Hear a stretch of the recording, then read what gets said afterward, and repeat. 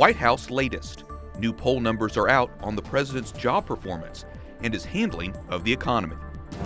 Leadership change. West Virginia's Diocese installs its new bishop as a lawsuit against the former leader is settled. Government turmoil. An analysis of the chaos in Italy and what it means for the rest of Europe. And honoring Mary. Coptic Christians celebrate the annual Feast of the Virgin. On EWTN News Nightly for Thursday, August 22nd, 2019.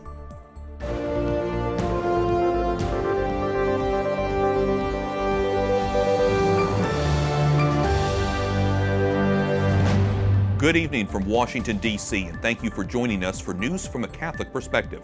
I'm Wyatt Goolsby. President Trump praises the U.S. economy, makes changes to immigration policy, and even speaks in messianic terms to describe trade with China. The president is speaking out on a number of topics. But first, we have the latest on his proposals to help end gun violence in America. White House correspondent Mark Irons has more.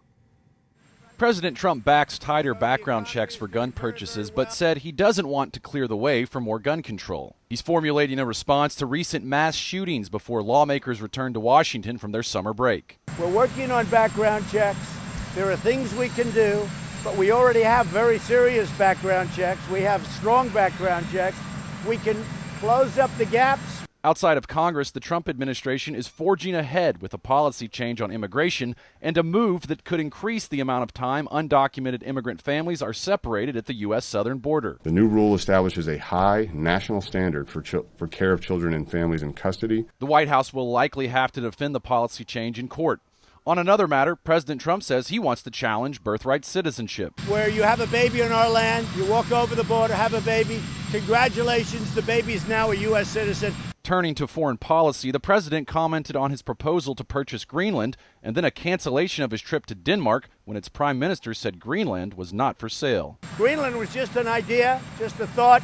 Why? But I think when they say it was absurd and it was said in a very nasty, very sarcastic way, I said, we'll make it some other time. Focusing on the economy, President Trump backtracked on earlier comments when he suggested lower taxes to spur growth. I'm not looking at a tax cut now. We don't need it. We have a strong economy. And the president believes his trade war with China will ultimately pay off for Americans, using messianic language to describe why he's battling with the economic superpower. I am the chosen one. Somebody had to do it, so I'm taking on China. And prior to that comment, President Trump retweeted a conservative radio host who said Jewish people love the president like he is the second coming of God. Now, in response to that, a prominent Catholic professor at Princeton University, Robert George, is asking the president, quote, why retweet nutty and to religious ears deeply offensive talk like this? Wyatt? White House correspondent Mark Irons reporting. Thanks, Mark.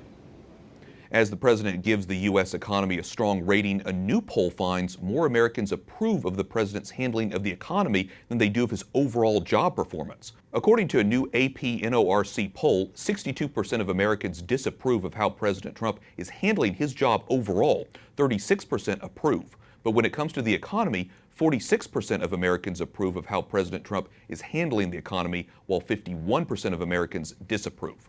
Joel Griffith, research fellow at the Heritage Foundation, joins us now with his analysis.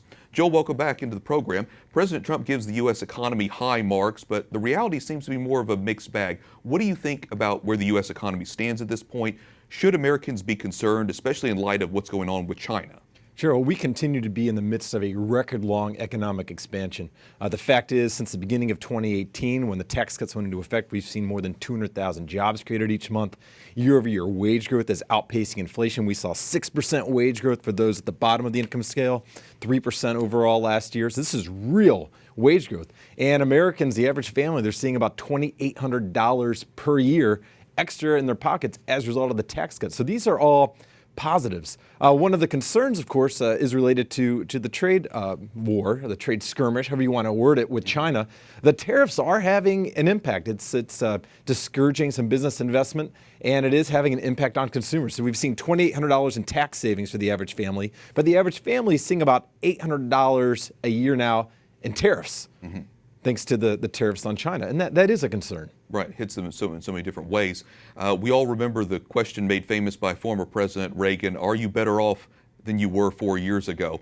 How significant overall is a strong economy heading into an election year? Well, I think that the condition of the economy is one of the most, if not the most important factor when it comes to any president obtaining re-election. And that even shows up in these poll results.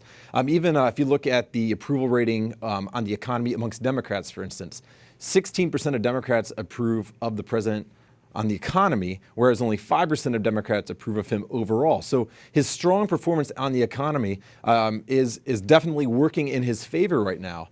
And regardless of whether you're Republican or Democrat, I think we all should be hoping that we resolve this trade situation shortly so that we can continue this economic prosperity. And we'll be watching that in the rest of the economy. I want to get your take on another topic that's gotten a lot of attention this week, and that's the president's comments that question the loyalty to Israel, Jewish people who vote for Democrats. What's been your reaction to all of that? Well, I am Jewish, and I also happen to be a conservative.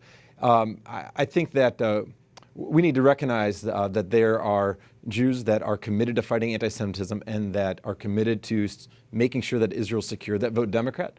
And there are many of those Jewish Americans that also vote Republican. So I'm not in complete agreement in the way the president phrased that, but I think that there's something more important underlying what the president was trying to say. And that is that there are a number of politicians, I think that Representative Omar, Representative Tlaib exemplify this, that are anti-Semitic.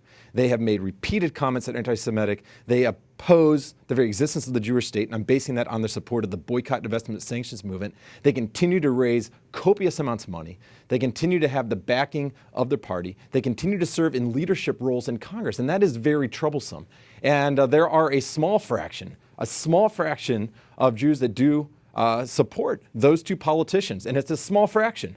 And those that do support them, I think that is very problematic, because if you care about fighting racism, if you care about fighting anti-Semitism, if you care about actually securing the nation of Israel, you can't support politicians, or at least their policies, such as Representative Omar and Representative Tlaib. And obviously, President Trump has also had his public feuds with them as well. So many important issues that we'll continue to keep our eye on. Joel Griffith, Research Fellow at the Heritage Foundation. Thanks so much for coming in. Thanks for having me. The Diocese of Wheeling-Charleston in West Virginia welcomes its new bishop, Mark Brennan.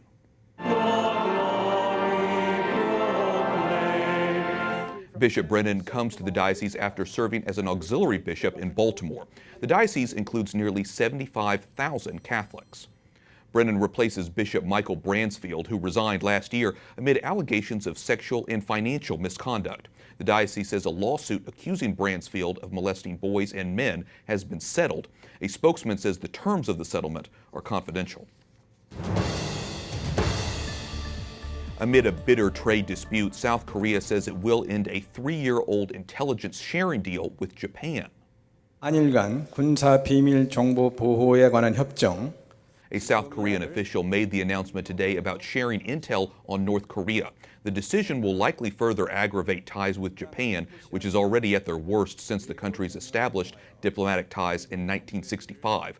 The move could also pose a setback to a U.S. effort to bolster its trilateral security cooperation with two of its most important allies in the region.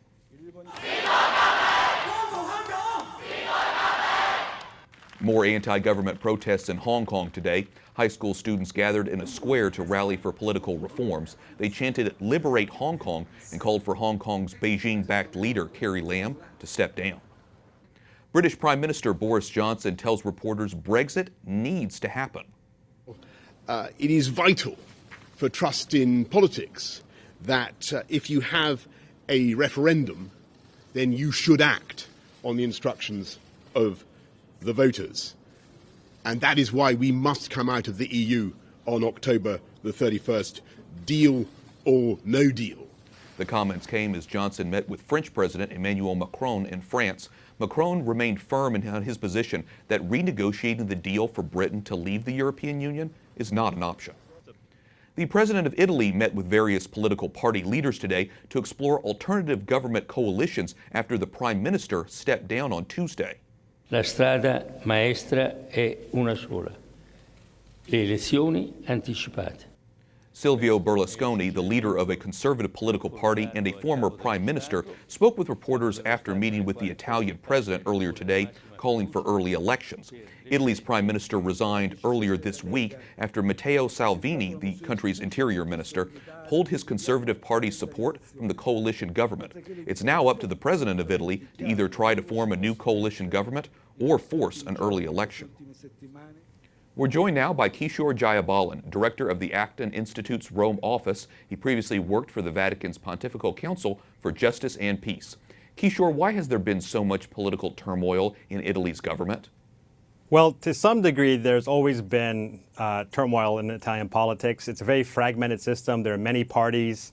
It's not a very unified country in the sense that you have regional differences. It's an old country. So all these kind of things contribute to the, I would say, permanent turmoil. But more specifically as to what's happening now is that we've had this very unusual coalition government with a right-wing populist party, the League, and a left-wing populist party, the Five Star Movement. And while they're not as ideological as some of their forebears might have been, it's been very difficult for them to work together. And I would say especially because the Five Star Movement is almost against representative democracy. They would rather have direct democracy. They would like to have more referenda on issues and less say from the politicians themselves. So that's obviously made it difficult for the politicians to govern. And the economic situation here is very fragile. There's been very little growth. The situation of a city like Rome in terms of the infrastructure is very bad. All these things have contributed to a sense of, I would say, discontentment with the political class, which has led to this crisis that's happening now. And it's something that Matteo Salvini, the leader of the League, I think is sensing an opportunity here to maybe shed his coalition partner, the Five Star Movement, and take over power himself. Whether he'll be successful in that, though, of course, depends on a lot of the maneuvering that's happening these days in Rome. So just to follow up with you on that, on Tuesday, the Italian Prime Minister Giuseppe Conte resigned. He criticized Salvini, who you mentioned, the interior minister, and of course, like you mentioned, a member of the Conservative Party. My understanding is that his accusations involve Catholic symbols in some way. What can you tell us? Conte's criticism of Salvini's use of the rosary and the crucifix was one element of his larger criticism that Salvini has been looking out for his own interest, the interest of his party, above that of the nation. But of course, this was one of these kind of grand speeches that was meant to embarrass Salvini quite obviously. Salvini was sitting right next to Conte when the speech took place.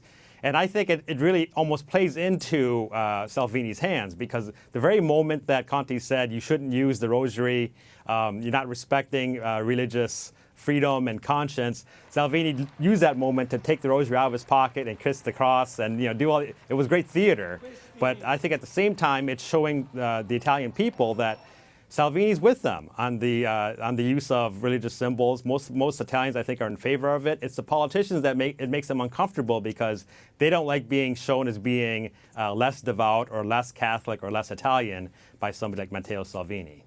And as we're watching all of this drama play out, the Italian government is set to talk soon with the European Union on a difficult budget law. Will Italy's political instability impact those meetings, and how do you think this will affect the rest of Europe in general?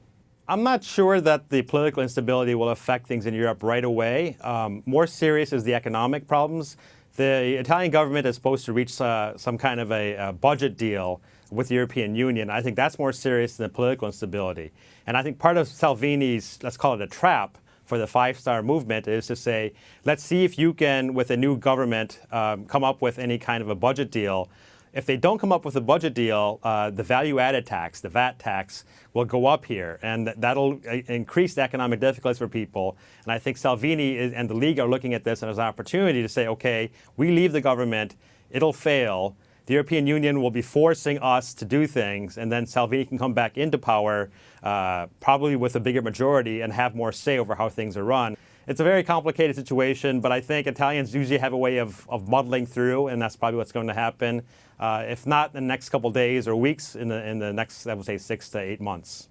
Yeah, like you say, this whole situation can seem a bit complicated, especially to outsiders who aren't right there in Italy. So we appreciate your breaking it down and explaining it to us. Kishore Jayabalan, director of the Acton Institute's Rome office. Thanks very much. Coming up, we'll discuss how to end violence based on religion or belief. with U.S. Commission on International Religious Freedom's Christina Arriaga.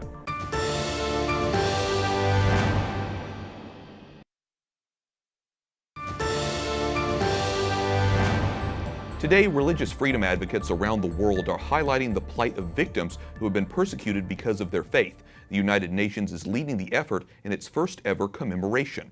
Using the hashtag Respect for Religious Freedom, today's global observance seeks to raise awareness of religious persecution and the need to respect religious diversity.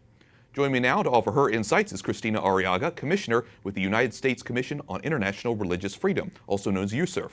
Christina, welcome back. We report a lot about these cases on religious persecution, both in this country, around the globe. What is the significance of the United Nations actually dedicating a specific day on this issue? It was about time. The United Nations has treated Article 18, freedom of religion or belief, as the little sisters of the human rights family for some time. And countries like Cuba and China are in charge of selecting non-governmental organizations that can go to the UN. And I think the UN got the message. Religious persecution is now worse than ever. And the United Nations needs to step up to the plate and advocate for the hundreds of thousands of people around the world that suffer because of their religious beliefs. And this move by the United Nations comes after years of work from you and other religious advocates who have pushed for this. UN Secretary General Antonio Guterres offered his support for the victims. What is the UN actually doing concretely, do you think, at this point to try to prevent those kinds of violence and attacks? Well, words have meaning, and words from the United Nations have consequences. So I hope this is step one of the many steps that need to be taken for the United Nations to side with those who are oppressed rather than the oppressors. The United Nations has not been decisive when it has come with dealing with China. And as you know, there are over 2 million Uyghur Muslims in concentration camps in China right now. And the UN has not been decisive when it comes to places like Cuba. On the contrary, it's covered for those authoritarian regimes. So I'm hoping that now that they're accepting that religious freedom is indeed a vital human right, that they will do something about this as well. According to a Pew study released in July, religious repression is actually increasing worldwide. We've seen that just within the last calendar year. You mentioned Cuba and China. What other countries stand out as ones of particular concern in your mind? There are a number of countries, unfortunately, that make that list. Russia being one of them. The situation in Russia under Gorbachev had improved a bit, and under Putin, it has deteriorated considerably. And Putin has put in place these extremist laws where religious groups that are pacifists are being named as terrorist organizations, and their leaders are being imprisoned. The Jehovah's Witnesses, the Scientologists there. In India, you see the advent of terrible anti-conversion laws, where in some states, if you're thinking about converting, you have to go to the police first and ask for permission to convert. And of course, that is terrible for people who want to live according to their deeply held convictions. And in Cuba in particular, the situation has deteriorated this week. There's a Catholic man, a lawyer, who wanted to defend 2 pastors who were in prison because they wanted to homeschool their kids. And the lawyer himself was arrested and sentenced to 1 year in prison for even daring to advocate for others.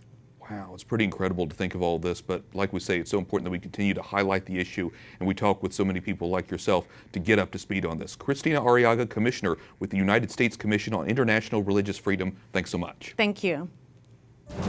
Up next, pro-life reaction to celebrities like Alyssa Milano speaking out on abortion. And Coptic Christians celebrate the Virgin Mary.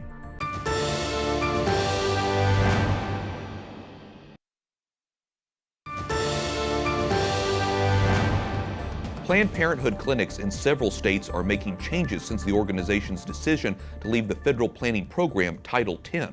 Some locations are charging new fees, tapping into financial reserves, and increasing fundraising efforts. Planned Parenthood quit a $260 million federal family planning program Monday, which enforced a Trump administration rule prohibiting clinics from referring women for abortions. Hollywood actress and abortion advocate Alyssa Milano is criticizing the pro-life movement again. This time, it's in the context of her own personal story. On her podcast, Milano describes the circumstances that led to her decision to have 2 abortions, saying in part, "It was not an easy choice. It was not something I wanted, but it was something that I needed." Joining me now is Catherine Hadro, host of EWTN Pro-Life Weekly. Catherine, welcome back. Alyssa Milano describes having 2 abortions in 1 year, 1993. She goes on to detail what she says she would have lost if she hadn't had her abortion, saying she wouldn't, quote, have been free to be herself. What's your reaction to that? It is heartbreaking, Wyatt, and it's jarring to hear a woman who has 2 young children today be so dismissive of her first 2 babies. And Wyatt, Alyssa Milano is wrong when she says she would not have the joy and success she has today if she did not have those 2 abortions. Because the tragic news is we will never know if that's true. She very well may have had even more success and greater joy if she had those babies, because life is a gift that carves a greater capacity for love. And Wyatt, no one can play God and pretend they have complete control over their life and their future. That's a lie that is in Planned Parenthood's own name. And so what this tells me, Wyatt, is that 26 years after having these abortions, Alyssa Milano is still thinking and talking about it. It tells me that abortion is not some easy solution with no consequences. Abortion has life-changing consequences. Milano mentioned she was raised Catholic, but she still made this decision. What does she say? So I do have the quote here, and she said, "I was raised Catholic and was suddenly put in conflict with my faith, a faith I was coming to realize empowered only men to make every single decision about what was allowed and what was not allowed." And what's sad about this is it's a false understanding of the Church's teachings on life. The Church's teachings are incredibly empowering and pro-woman, and the Church condemns asking a woman to get an abortion, which is a violent procedure upon her own body and takes the life of her own child. So I think we really need to be praying for Alyssa Milano that she has a conversion back to the faith and comes to know its true teachings. But why it's something that is important for us to look at right now is the fact that we know that most women who get abortions do identify as either Catholic or Christian. These are women sitting in our church pews. They are wounded, and we need to be there for them. Well, speaking of wounded, often abortion advocates like Milano don't talk about what often happens after the abortion, which is the regret, the need for counseling. What resources are there for women who are grieving the loss of a child through an abortion? And this is the big takeaway right here, I think, in this segment. The good news that there is hope and healing for anyone who's been involved in an abortion, and that includes the father of children who have been lost to abortion. And a great resource is Project Rachel. So a website that people can go to is hopeafterabortion.com. That's hopeafterabortion.com. And Wyatt, Project Rachel is a beautiful ministry that provides a lot of resources for healing. There's retreats, there's counseling, there's support groups. I've interviewed people who have found healing in this very ministry. Milano has been a vocal critic of pro-life legislation across the country for some time now. Why do you think she's sharing her story now? Is this strategic politically? You're right that she has been outspoken on this topic, and I think now we're understanding why that might be. And she's not alone. I did a search today on social media, and there are a number of celebrities who this week are speaking out in support of abortion and Planned Parenthood. And I'm not surprised, because this has been a very bad week for Planned Parenthood. As you mentioned in the story before this, Planned Parenthood pulled out of the Title X program this week, which is their second largest source of funding. Also this week, we learned they lost a $3 million lawsuit to a Planned Parenthood whistleblower. So I would tell viewers, don't be surprised if you see more celebrities speaking out in favor of Planned Parenthood, because I think Planned Parenthood is having to turn to Hollywood to help with their PR problem. Well, like I say, just another reason that we should be praying for everyone who's had an abortion or advocating for such like that. Catherine Hadro, host of EWTN Pro-Life Weekly. Thanks very much. Thank you. And be sure to catch Catherine tonight. Savannah Martin, the executive director of the Pregnancy Center of Greater Toledo, discusses ways to break barriers between the pro-life movement and the communities they serve. I realized, through that experience that we're not going to effectively change the culture if we're only talking to pro-life people. You can see more of Catherine's interview with Savannah Martin tonight at 10 p.m. Eastern right here on EWTN. Finally tonight, Coptic Orthodox Christians have been celebrating the annual Feast of the Virgin at a church near Cairo, Egypt.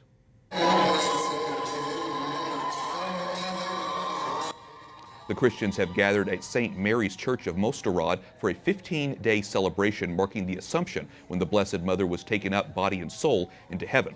This procession of the icon of Mary is part of the festivities that includes praying and singing.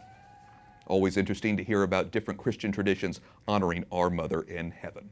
And that concludes our newscast for tonight. We thank you for watching. For the entire EWTN News Nightly team, I'm Wyatt Goolsby. We'll be back tomorrow with more news from a Catholic perspective. Good night. and God bless.